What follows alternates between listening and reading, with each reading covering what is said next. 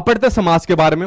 अब समास के बारे में पढ़ना जरूरी है, वरना आप लोग बता नहीं पाओगे कि कौन सा समास है। ठीक, अब देखिए समास क्या होते हैं। ठीक, समास होते हैं जब दो या दो से अधिक शब्दों के मेल से जो नया शब्द बनता है, तो इस प्रक्रिया को क्या कहा जाता है? समास कहा जाता है।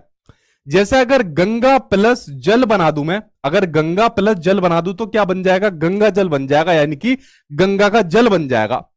अगर मान लीजिए मैंने लिख दिया राजा जमा पुत्र, अगर मैंने लिख दिया राजा जमा पुत्र, ठीक है, तो ये क्या बन जाएगा? राजपुत्र। क्या बन जाएगा? राजपुत्र, यानी कि राजा, राजा का पुत्र। ठीक है, या राज जमा पुत्र भी मैं लिख देता हूं, दोनों में से कुछ भी लिख दो। ठीक है, तो जब दो शब्द मिलकर, जब दो शब्द मिलकर इन दो शब्दों के मिलने से कोई नया शब्द बनता है, तो ये क्या कहा जाता है? समास इसको कहा जाता है।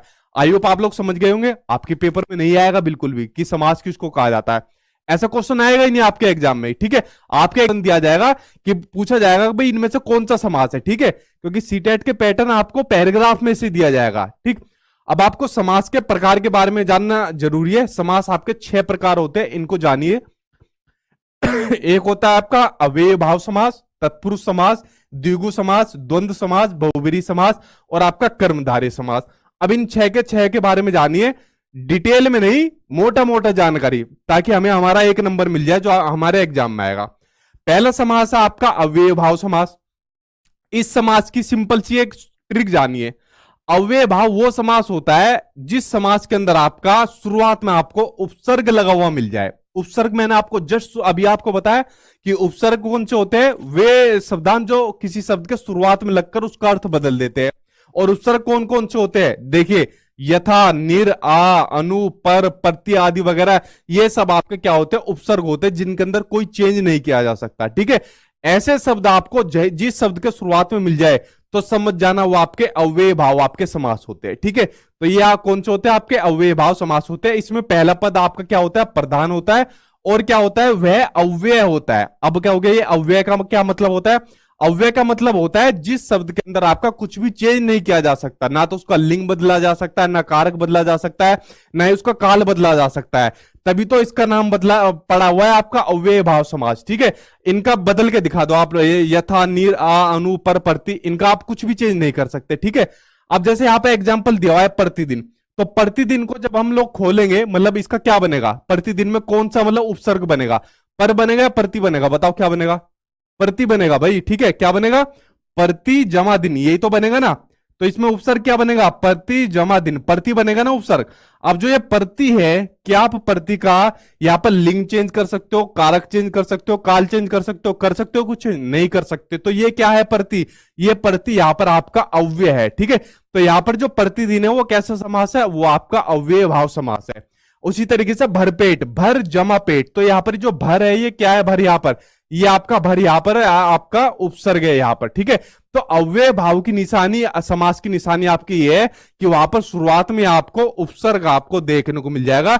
ये समास की आपको निशानी है। जब एग्जामिनर आपको पैराग्राफ में से कोई शब्द दे ढूंढने को, तो देख लेना, अगर शुरुआत में आपको उपसर्ग देखने को मिल जाए तो समझ जाना आपका अव्यय भाव आपका समास है। ठीक, यहां तक आपको समझ में आ गया? आगे देखते हैं जी। अभी सामाजिक पे ही हो, अगला देखते हैं तत्पुरुष समास। अब देखो तत्पुरुष समास के ऊपर नजर डालो।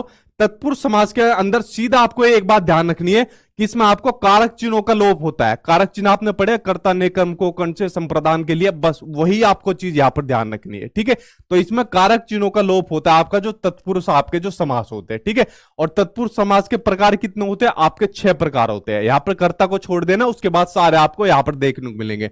जैसे कहते हैं ना, कर्ता ने, कर्ता को छोड़ दो, कर्म को कर्ण से संप्रदान के लिए, अपदान से, यहां पर से अलग होने वाला भाव है यहां पर, ठीक है, जो पृथक होने का भाव है, ठीक है, वो वाला से है यहां पर, संबंध काके की और अधिकरण में पर। तो ये जो तत्पुरुष के प्रकार है, 6 प्रकार है, इनको आपको ध्यान रखना है।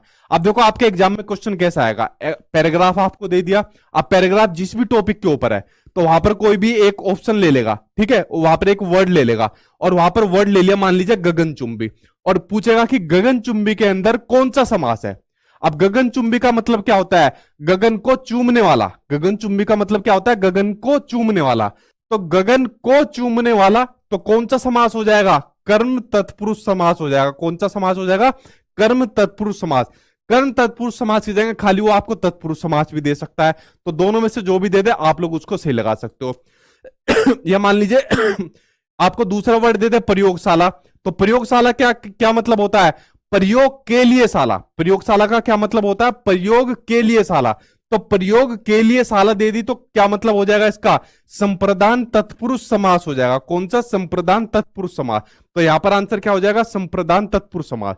तो ऐसे पैराग्राफ में से कुछ वर्ड आपको दे देगा और फिर पूछेगा इसमें से कौन सा समास है, तो आप लोग इजीली उसका आंसर लगा दोगे। और ये वाली ट्रिक आपको याद पता ही है, बचपन से स्कूल टाइम से पता है कि कर्ता ने कम को कर्ण से संप्रदान के लिए। तो यहां पर आपको कारक चिन्हों का जो लोप है उसकी आपको जानकारी होनी चाहिए। ठीक, यहां पर आपको क्लियर हुआ? आगे देखते हैं।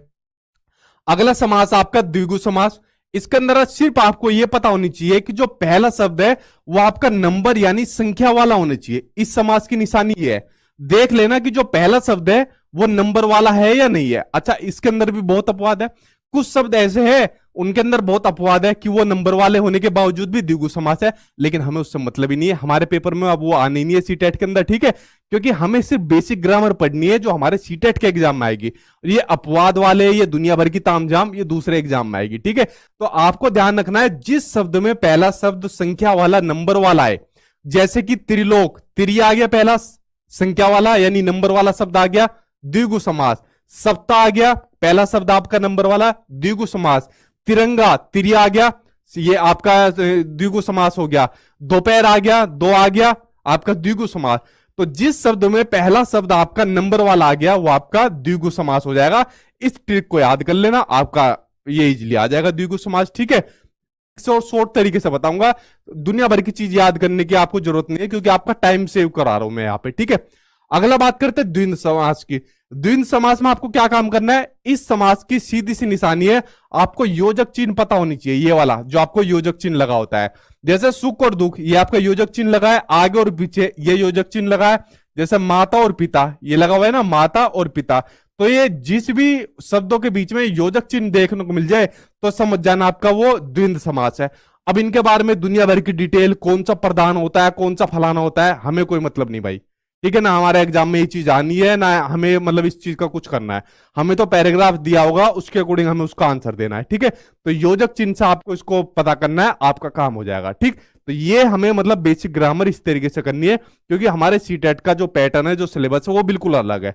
डिटेल में ग्रामर नहीं आनी, इस तरीके की ग्रामर आनी है जो मैं आपको बता रहा हूं। ठीक, आगे बात करते हैं बहुब्रीहि समास की। बहुब्रीहि समास की सिंपल सी निशानी याद कर लेना, जहां पर भी आपको वर्ड ऐसा मिल जाए जो किसी देवी देवताओं को इंडिकेट करता हो। किसको इंडिकेट करता हो? किसी देवी देवता को इंडिकेट करता हो, या एक ऐसा शब्द जो किसी को मतलब किसी खास उपाधि के लिए इंडिकेट करता हो। जैसे पीतांबर, पित है अंबर जिसका, यानी पीले वस्त्रों को धारण करने वाला, जैसे कृष्ण जी हो गए। महावीर, महान है जो वीर, किसके लिए कहा जाता है? हनुमान जी के लिए कहा जाता है। तो देवी देवताओं के लिए कोई ऐसा शब्द आ गया और पूछ लिया भाई ये कौन सा समास है, तो आपका बहुब्रीहि समास है। अब क्वेश्चन ये नहीं आएगा कि जिसमें दोनों पद प्रधान हो या जिसमें प्रयुक्त शब्द प्रधान हो वो ऐसा कौन सा समास है। ऐसा क्वेश्चन बिल्कुल भी आपके सीटेट के एग्जाम में नहीं आएगा। पैराग्राफ में से आपकी चीज पूछेगा और उसके अकॉर्डिंग आपको अपना आंसर लगा देना। आई होप आप लोग मेरी बात समझ रहे होंगे कि आपके एग्जाम में कैसा क्वेश्चन आना है। ठीक है, ये बात हो गई आपकी। और अभी लास्ट बचा आपका कर्मधारय समास। कर्मधारय समास की सिंपल से आपकी निशानी है, जो भी आपको वर्ड दे एग्जामिनर, मान लीजिए एग्जामिनर ने वर्ड दे दिया आपको कमल नयन। ठीक है, क्या वर्ड दे दिया? कमल नयन। तो कर्मधारय समास की निशानी आपकी, जब भी उस वर्ड को आप खोलोगे, ठीक है, जब भी उस वर्ड को ओपन करोगे तो खोलने के बाद, ओपन करने के बाद के समान निकल कर आना चाहिए या है जो निकल कर आना चाहिए। अब वो कैसे निकलेगा देखिए, वर्ड दे दिया आपको कमल नयन, दे दिया कमल के समान नयन। ठीक है, किसके? कमल के समान नयन वाला। तो कमल के समान नयन वाला निकल कर आ गया तो क्या होगा? आपका कर्मधारय समास हो गया। नीलकंठ, नीला है जो कंठ, ठीक है, नीला है जो कंठ, तो है जो आ गया तो आपका कर्मधारय समास हो गया। जिन वर्ड को खोलने के बाद अगर के समान या है जो निकल कर आ रहा है तो आपका कर्मधारय समास आपको देखने को मिल जाएंगे। तो इस समास की कुछ ट्रिक थी, जो छोटी छोटी बातें थी जो मैंने